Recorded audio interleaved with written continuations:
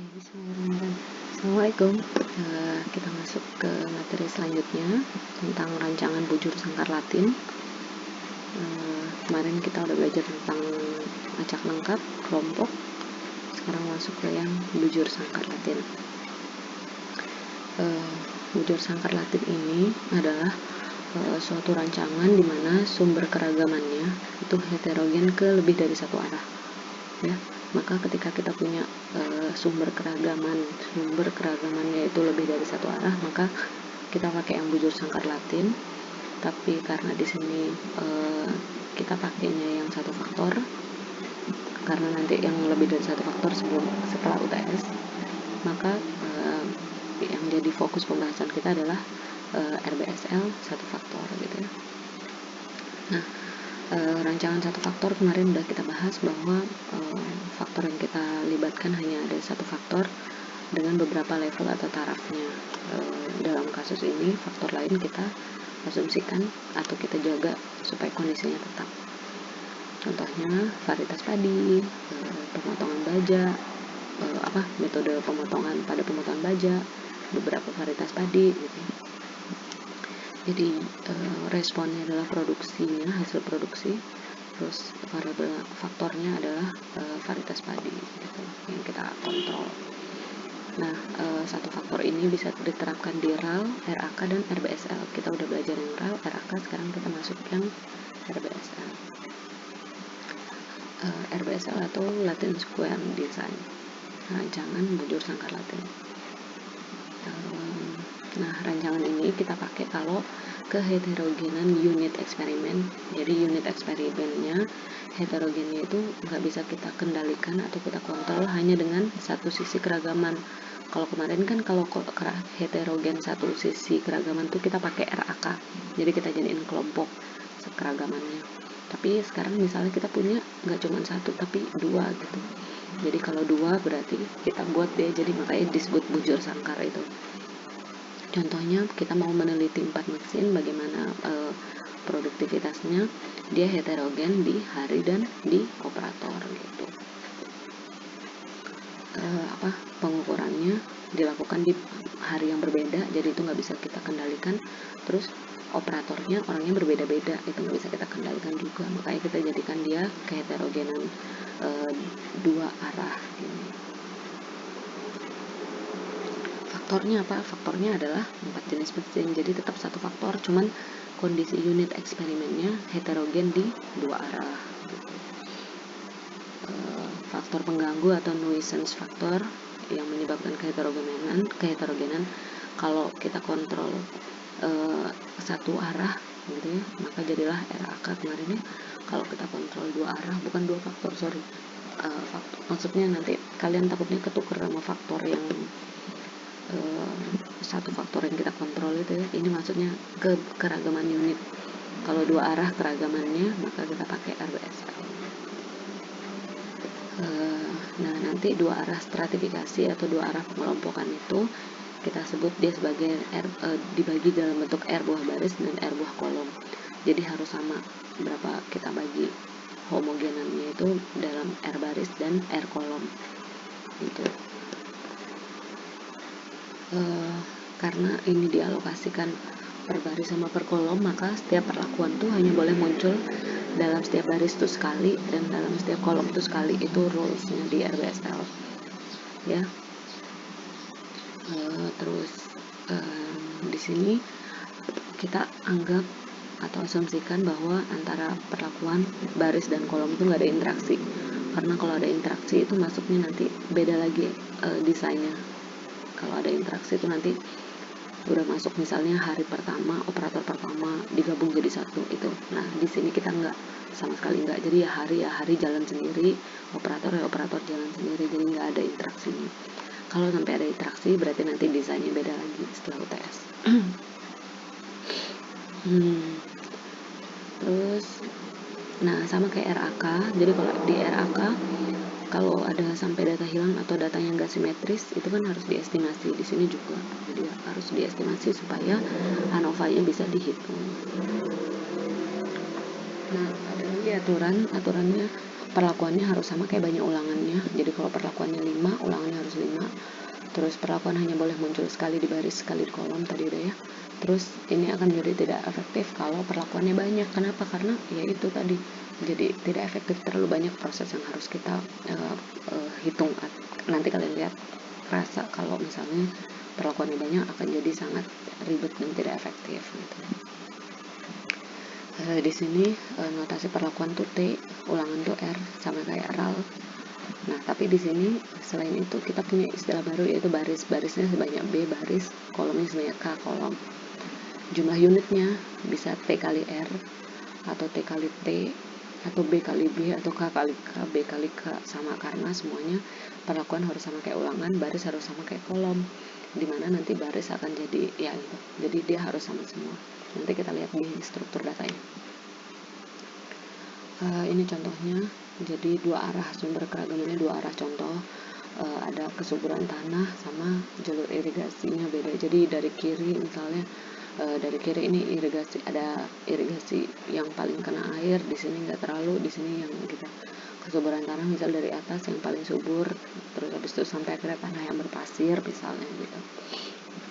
Jadi ada dua arah keragaman yang bukan faktor ya, faktornya tetap tadi misalnya varietas padi kah, jenis pupuk kah gitu, satu faktor. Nanti kalau dua faktor masuk di faktorial setelah UTS.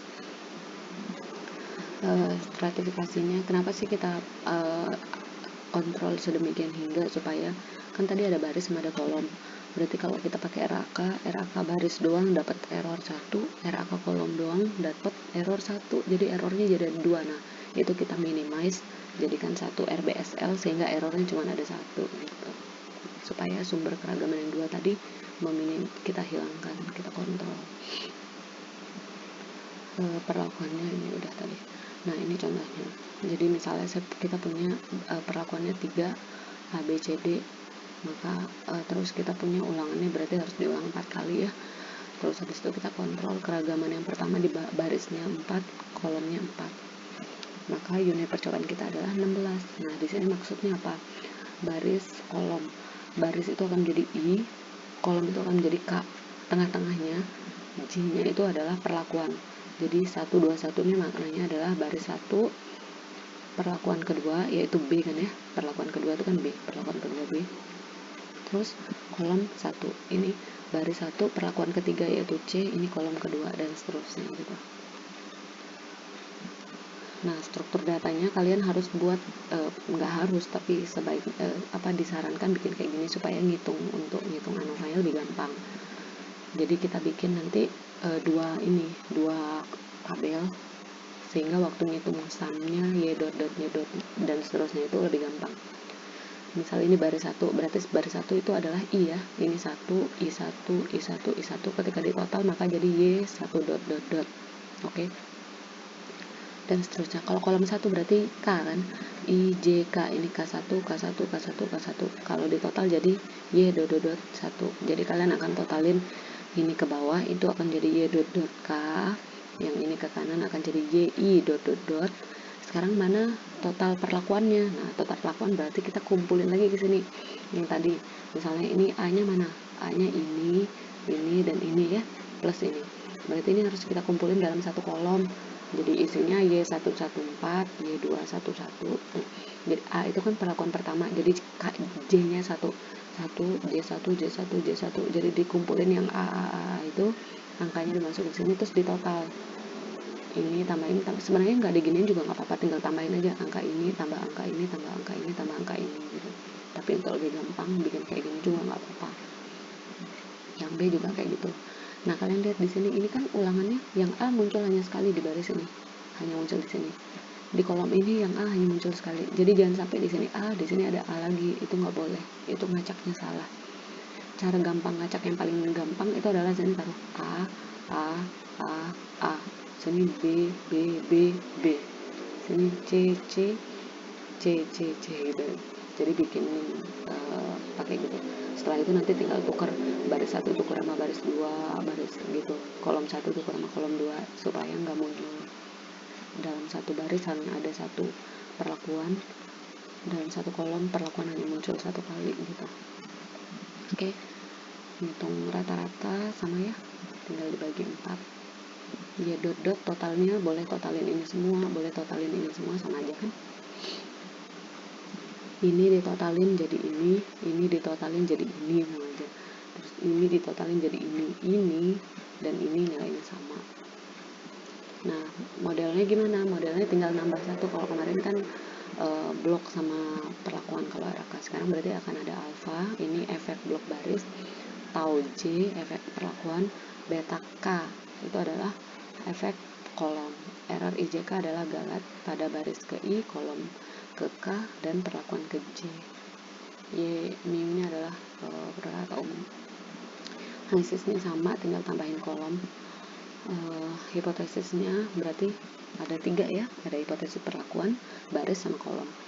Hipotesis perlakuan berarti tidak ada perbedaan antara perlakuan atau efek perlakuan yang 0. Hipotesis nolnya baris itu berarti efek blok baris itu tidak punya pengaruh atau 0. Efek blok kolom tidak punya pengaruh atau 0 di H0 nya sama. Nah, untuk least square-nya konsepnya sama persis kayak RAL sama RAK secara umum, tinggal nambah blok baris sama blok kolom ya. Maka karena ini ada tadi dengan manipulasi itu, sehingga kita akan dapat ini sama dengan I dot kurangi dot bar, J kurangi dot bar, K kurangi dot bar, sama error kan ya. Nah, terus kedua ruas dikuadratin.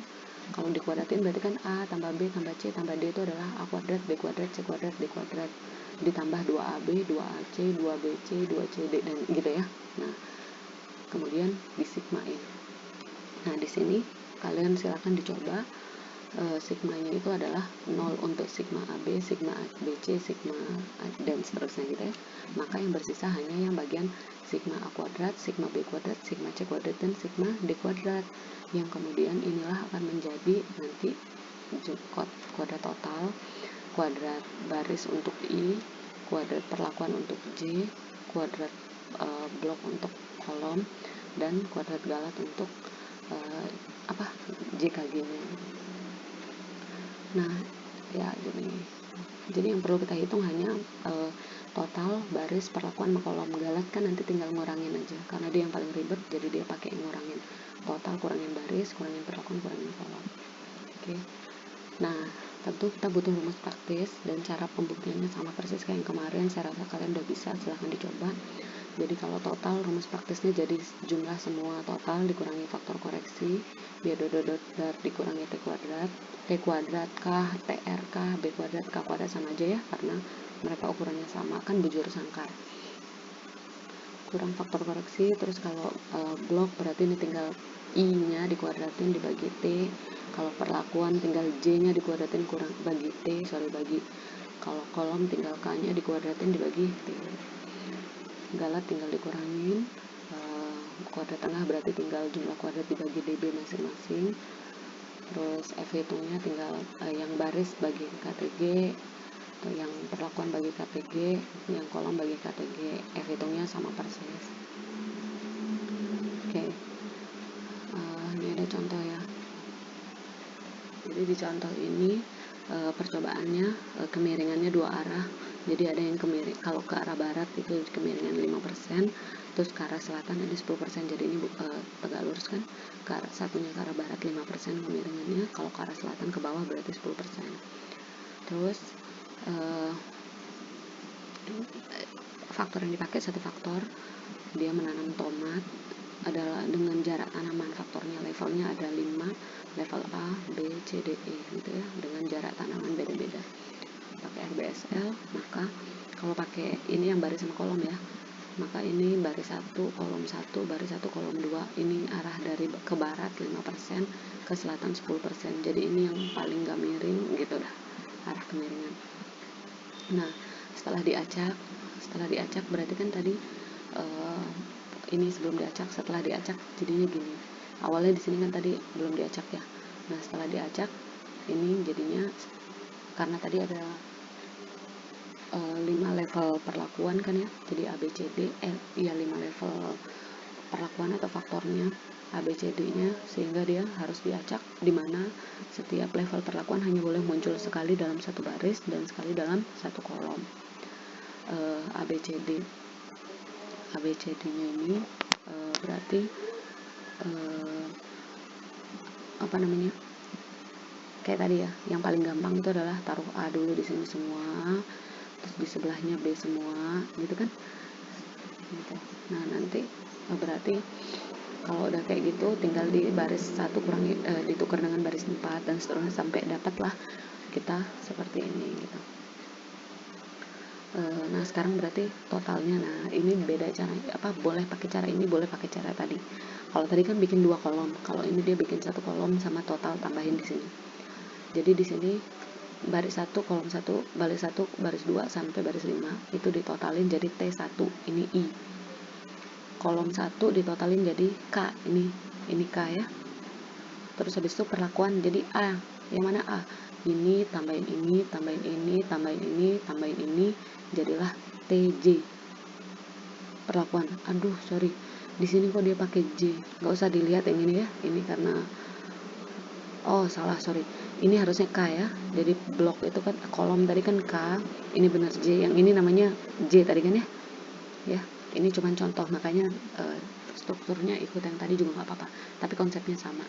Kalau totalin ke sini adalah TI, total I, ke sini kolom total K. Kalau yang A, B, C itu adalah total J tengah. Oke. Ini contohnya, contoh yang ada datanya.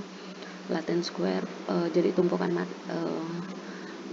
perlakuannya adalah formulasinya ada 5 perlakuan A, B, C, D, E. Terus latent square-nya adalah material kasar, operator. Jadi ada tumpukan material yang beda-beda sama operatornya beda-beda. Ini adalah tumpukan materialnya, ini operatornya. Jadi operatornya 5, tumpukannya 5, terus perlakuannya harus 5. Nah, setelah itu ini kan angkanya gede-gede ya. Nah, sama dia di kecilin. Jadi semua angka dikurangin 5. Jadi contoh 24 kurangi 5 min 1, 17 kurangin 5 min 8. Jadi dia min 1 min 8. Jadi angka lebih kecil. Ya. Sekarang dia totalin, total yang operator. Operator ini kan K ya. Dari baris dulu. Barisnya itu ini ditotalin min 1 min 5, ini dapatlah min 14. Ini I. Terus kolomnya berarti K. Ini adalah ini tambah ini jadi ini. Terus untuk yang A itu yang J, itu dia tambahin min 1 A, terus mana lagi, tambah 11 A, tambah 1, tambah 2, tambah 5, dapatlah 18, dan seterusnya. Ngitungnya sama itu. Oke. Sini cuman disimbolin P yang nggak masalah ya, P-nya pasti 5. Dapat, terus kesimpulannya kayak biasa, cuman kesimpulannya karena hipotesisnya ada 3, ada kesimpulan untuk formulasi, kesimpulan untuk baris, kesimpulan untuk kolom. Oke. Nah sekarang ya ini. Oke, assalamualaikum.